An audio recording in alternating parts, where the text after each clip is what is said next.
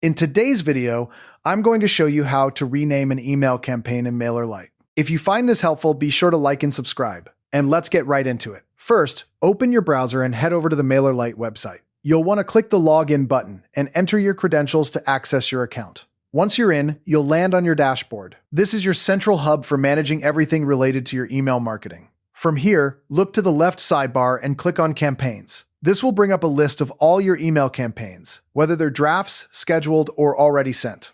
Now, scroll through your campaigns or use the search function to find the specific campaign you want to rename. Once you've located it, click on the campaign's name or the Continue Editing button, depending on how your view is set up. This opens the campaign editor, where you can make changes to the content, settings, and of course, the name itself.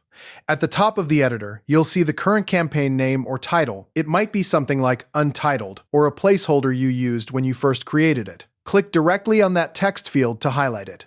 Type in your new campaign name. Keep it clear and descriptive. For example, June Newsletter Product Updates is much more helpful than just Newsletter 2. This makes it easier to find later when you're managing multiple campaigns. After you've entered the new name, simply press Enter on your keyboard or click anywhere outside the text field to save the change. MailerLite will automatically update the campaign name across your dashboard. Renaming a campaign in MailerLite is a simple but powerful way to keep your email marketing organized, especially when you're juggling several drafts, scheduled sends, or past campaigns. A clear naming convention saves you time and prevents confusion down the road. You've now successfully renamed your email campaign. Thanks for watching, and I'll see you in the next tutorial.